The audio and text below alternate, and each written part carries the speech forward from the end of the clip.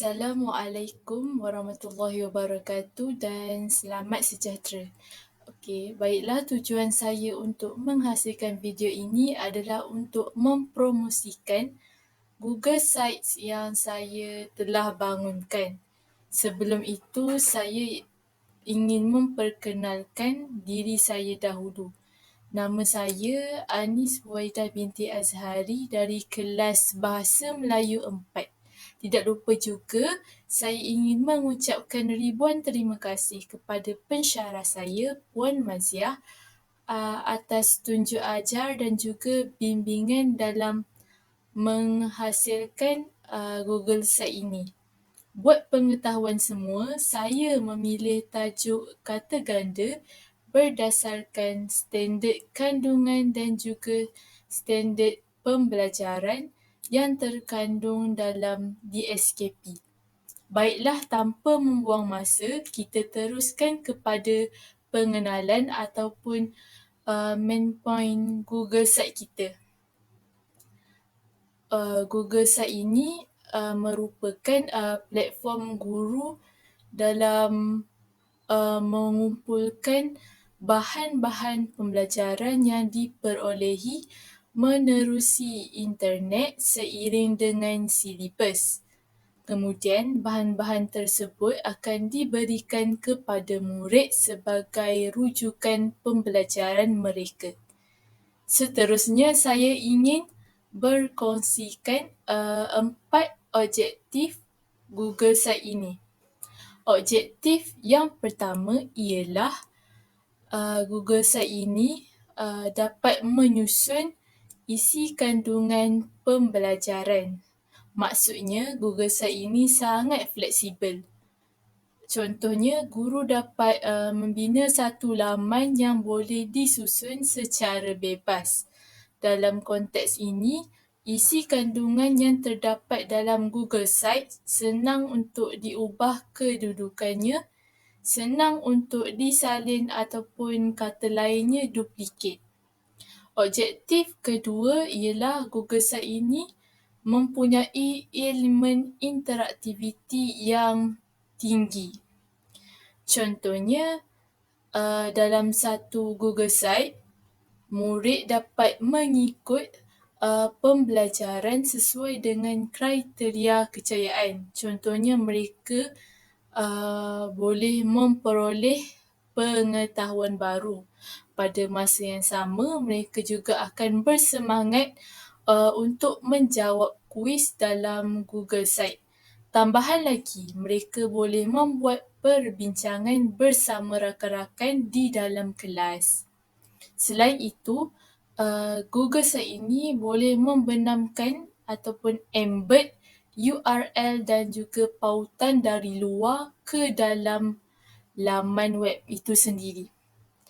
Objektif yang ketiga ialah Google Site ini mampu memberikan murid untuk menerokai laman sendiri tanpa guru. Maksudnya, apabila Google Site ini sudah diterbitkan kepada awam, sesiapa sahaja boleh melayarinya melalui pautan yang diberikan oleh guru. Murid boleh belajar pada bila-bila masa, di mana-mana sahaja dan juga boleh mengikut rentak pemahaman sendiri. Jika mereka tidak faham, mereka boleh mengulang kembali video ataupun kuis yang ada pada Google Site itu untuk menghasilkan satu pembelajaran yang interaktif. Untuk objektif yang keempat ialah perisian Google Site ini mudah dan senang untuk diakses dan juga digunakan. Google Site ini tidak seperti aplikasi lain yang memerlukan coding, HTML, bahkan Google Site ini cuma memerlukan Google account dan juga semua feature telah disediakan. Dalam penghasilan Google Site ini juga, saya juga menggunakan model SAMR di mana kerangka inilah yang memberi ilustrasi tingkat kematangan guru dalam memanfaatkan teknologi dalam pembelajaran.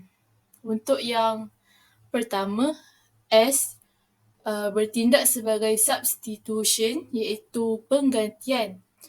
Teknologi ini digunakan untuk pembelajaran yang sama dengan ketika teknologi tersebut belum diaplikasikan.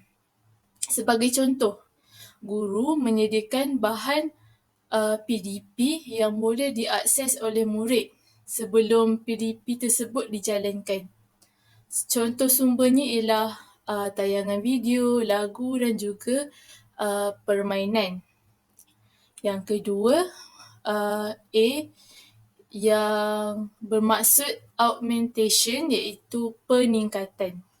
Teknologi ini digunakan untuk pembelajaran yang serupa dengan ketika teknologi tersebut belum diaplikasikan. Namun demikian, teknologi sekarang sudah mulai digunakan agar PDP tersebut lebih intensif. Murid akan didedahkan dengan pembelajaran kendiri sebelum PDP tersebut dijalankan. Jadi murid akan lebih bersedia menerima pengajaran untuk menjalani pengajaran yang lebih bermakna.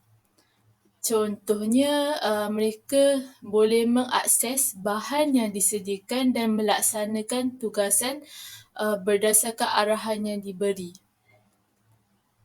Baiklah, yang seterusnya untuk model M yang untuk modification ataupun pengubahsuaian. Teknologi ini digunakan untuk pembelajaran yang sudah dimodifikasi cukup jauh berbanding versi sebelumnya. Guru boleh memberi maklum balas secara terus kepada murid dan serta murid dan guru juga boleh membuat perbincangan dalam bentuk forum maupun dalam kelas. Seterusnya, R yang bertindak sebagai redefinition, iaitu penentuan semula. Teknologi untuk pembelajaran yang tidak boleh diselenggarakan tanpa teknologi itu tersebut. Maksudnya kalau tak ada teknologi tersebut, dia tidak boleh diselenggara.